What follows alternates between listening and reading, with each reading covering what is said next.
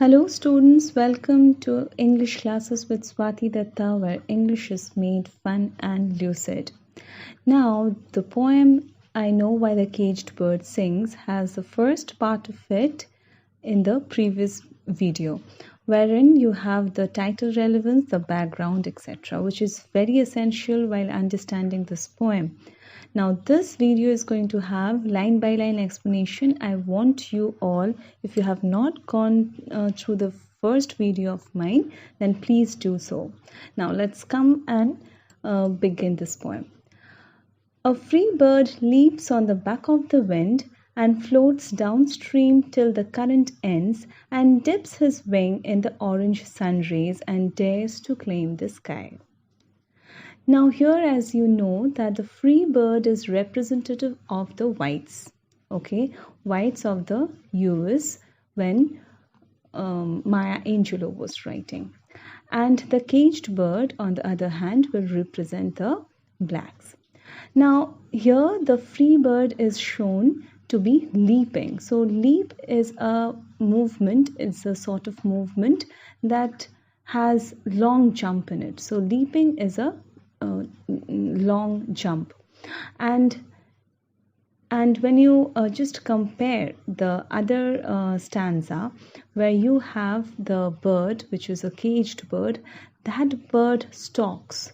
So here the meaning of stalks is to move slowly and quietly. So here only you will get the basic difference of their existence. One can leap and the other can hardly move. So the comparison starts from the very first line. And the free bird, what does it do? It leaps on the back of the wind.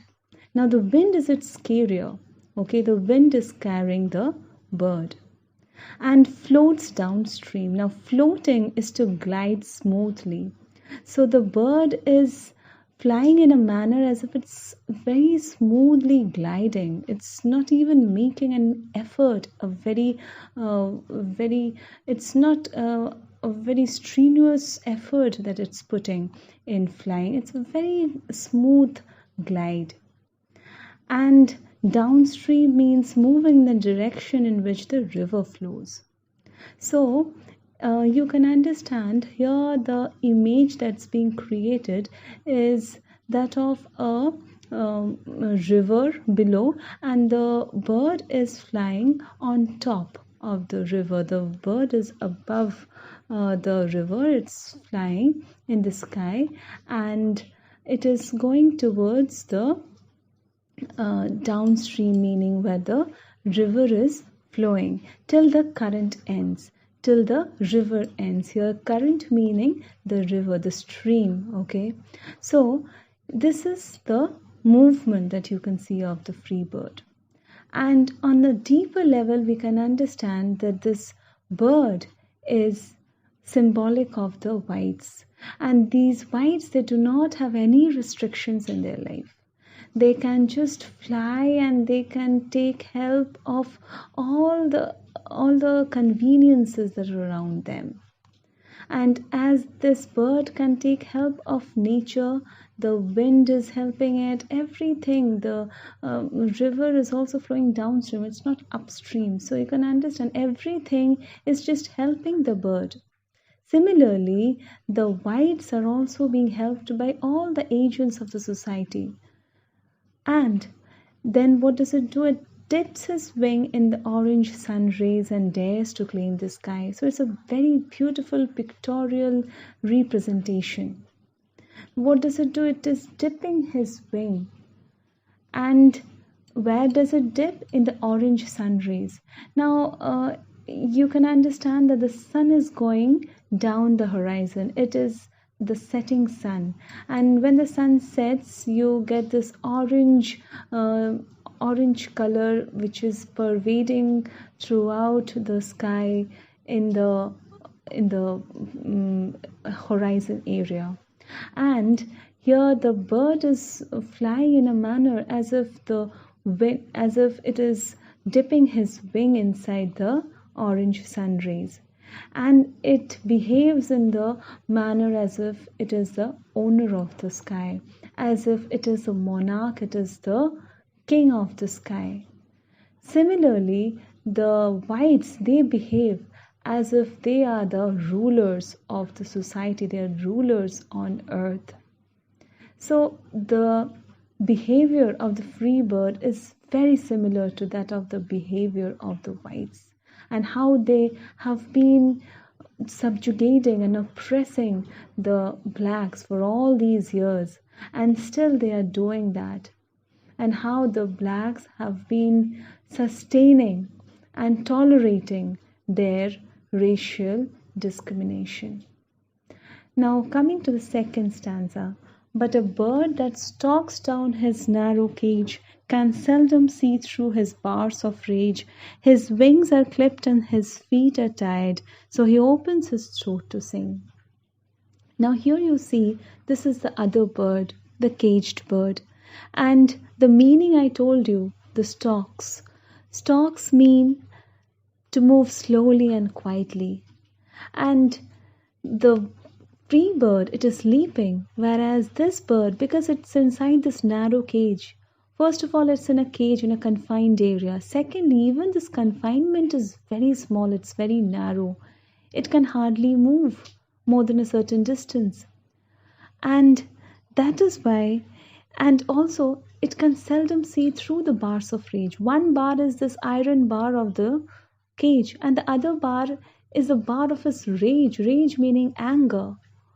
And this bird is so full of anger, not only just anger, but frustration of several years, of several generations, that this frustration has accumulated within itself, and it can hardly see through this frustration, and it cannot just see through this rage and look at the bird. Because for this caged bird, the free bird is just a fellow bird, but look at the differences in their conditions. This is two different contrasting environment that they are living. One is living a very free existence, and the other is living in a confinement where it has been denied of all rights. His wings are clipped and his feet are tied. So you can understand what pathetic condition is this bird living in. Not only is it within the cage, but its wings are clipped and the feet are tied. So it can't even flutter its wings, can't even move the wings, let alone flying, but it can't even move the wings. So this was the condition of the blacks. They would not be able to move around because most of the public places were reserved for the whites. And it's not only the literal moving around, but also the normal freedom they were denied of. And this is a basic need of people. They would want, each and every human would want their freedom. There is this universal desire of freedom. Everybody wants to taste freedom. But this bird, this caged bird, and the blacks, they were denied of that. So he opens his throat to sing. Now the singing is like that of the freedom of speech. So the blacks could do only one thing, that is to speak out, that is to raise their voices. And this bird is. The caged bird sings with a fearful trill of things unknown but longed for still, and his tune is heard on the distant hill, for the caged bird sings of freedom. Now, this is what I was telling, that what does the caged bird sings? It sings of freedom. And how does it sing? It sings fearfully. It sings with a trill. And what is a trill? Trill is a vibratory sound. So when you're frightened, when you're worried, then your voice tends to tremble. So that is what a trill is. Now, why is this bird so frightened? Obviously, it will be frightened because it is within this restricted area, and it has never known what freedom is like. It has wanted to be free, but it does not know how is it to be free. And of things unknown. So there are a lot of opportunities, there are a lot of possibilities outside the world of its cage. And in the expansive, large world, there is so many things that is to be explored. But this bird does not have any idea of those. But it is longing for that. So it has a desire of tasting the freedom. It has a desire of making use of several opportunities of life. But it does not know what are the opportunities of life because he has never been out of the cage. And that is why he is so insecure. And that is why he is so unsure of himself. And that is why he is fearfully singing. And also, another, if you understand in a different level, you will know that this word fearful has a different connotation. The blacks, when they were raising their voices, then they were getting killed also. In US history, there are a lot of civil rights activists who were getting murdered. They were called civil rights martyrs. Because they were raising their voices, they were murdered. And that is why it is very fearful condition, because from many families, they were not letting their family members to raise their voices, because that way they will be subjected to a lot of harassment, to a lot of frightening things, and even death. And his tune is heard on the distant hill. So whenever this bird will sing this song, as it has a mass appeal, it is not having any individualistic appeal. So that is why it will be heard from far away places. Everybody who are there in distant places, and they are like-minded, they have similar problems. All those people will empathize, all those people will support the cause. For the caged bird sings of freedom. So freedom is a kind of thing that everybody wants to acquire. So everyone who is even in the farthest place, even that person would want to support this caged bird. The free bird thinks of another breeze, and the trade winds soft through the sighing trees, and the fat worms waiting on a dawn bright lawn, and he names the sky his own. Now, this free bird is going for fresh opportunities. It is going to get newer opportunities. It is in search of new possibilities. So, this bird is going for another breeze. So one breeze it has enjoyed, now it is going for another breeze. And trade winds, so it is very pleasant and it's a very enjoyable journey to fly in the trade winds.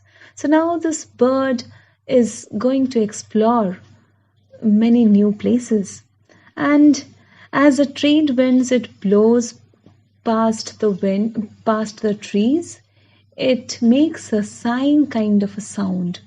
So it seems as if the trees are sighing. So this free bird is going from one place to another, meaning this whites, they have no restrictions in life, and they have never known that there could be any restrictions. They have always known that they are the rulers and the blacks are the ones who are to serve them, who are born to serve them. And the fat worms waiting on a dawn bright lawn. So just imagine there's a lawn which is brightened by the sunshine of the dawn, and this bird is going from one place to another, and there's this fat worm which is very juicy and delicious and wonderful to taste. And this worm is as if waiting for this bird to eat.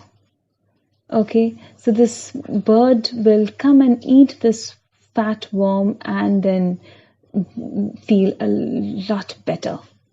So you see that this caged bird has to be fed. Whatever the owner feeds, this caged bird will be at the mercy of the owner. It will eat whatever it is given. But this free bird, it can go anywhere and have any food. And this means that the whites, they can search for their opportunities. They will take the best options, and the refused items will be reserved for the blacks. And he names the sky his own. Now this has been repeated, that the sky is as if the whites own. They have owned the sky. Now, what does the sky represent? Sky is symbolic of ambition. Sky is symbolic of expanse. So whenever the poet wants to tell that there is limitlessness, there is unlimited opportunities, the poet uses the word sky. Now let's come to the fifth stanza. But a caged bird stands on the grave of dreams. His shadow shouts on a nightmare scream. His wings are clipped and his feet are tied, so he opens his throat to sing. Now again we are coming to the caged bird's predicament. What is the condition of this bird? He is standing on the grave of dreams. Now this is a very powerful image. It's a very pathetic and a striking image, that the bird is standing on the grave of dreams. So all the dreams of this caged bird, these dreams have died. They have no hopes, and this is a hopeless existence. And this existence is even worse than death. They could better die than live like this. And such worse is their condition that even their shadow is shouting, because they themselves are not capable of shouting, because their voices are strained, they are restricted. They can only shout till Another meaning of this nightmare scream could be that the fact that their lives have become like a nightmare. This caged bird's life is like that of a nightmare. The blacks were living a life of a living hell. And that is why when their shadow is shouting, it is shouting with the same loudness of a nightmare scream. Again this is repeated, the wings are clipped and the feet are tied, and he opens his throat to sing. So singing is the only one mode of expression for this bird who has restrictions in every sort of way. There is only one mode of communication, and that is the voice, the usage of its voice. And you should always remember that the poet says that literature or this artistic expression, here it can be songs or singing. This can be an escape route for all sorts of frustrations. The poet herself has gone through a very traumatic experience in her own life, and she had taken the help of literature, and that was an artistic expression. Now this one is also an artistic expression. This life, which is a confined life, can only be forgotten if the person takes help of art, takes help of literature. So this can be another way of viewing this poem. Now the final stanza is a repetition of the third stanza. Why? Because it's an emphasis of the fact that the caged bird is still in the same condition. So when the poem completes, when the poem ends, and when the poet signs off, she says that the caged bird, is still in the same condition. The blacks, they are still in the same predicament, in the same situation as they had been, and they are trying their level best to overcome their problems, to overcome this fact that they are confined right now, and that no humans can be subjugated in this manner as they are.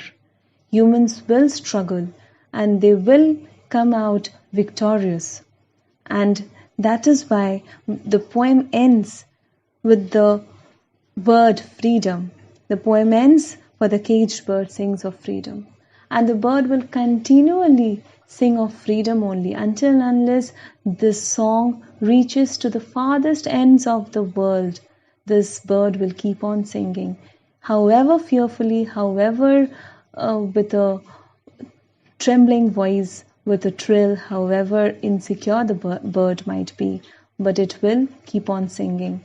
And the poet says that I know why the caged bird sings, because I have been in the same place as that of the blacks, as that of this caged bird, because I have overcome this problem and I have this firm belief in myself that the black community will one day be able to come out victorious and triumphant, and the whites and the blacks will be standing on the same pavement, and there will be no one, no race superior and no race will be inferior.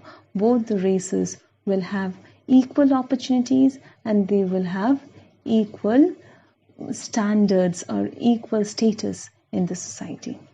And that was a poem for you. If you have any problem, please write them down in the comment section and subscribe to my channel. Also, if you have any other poem that you want me to deal with, you can write that also in the comment section below. Thank you.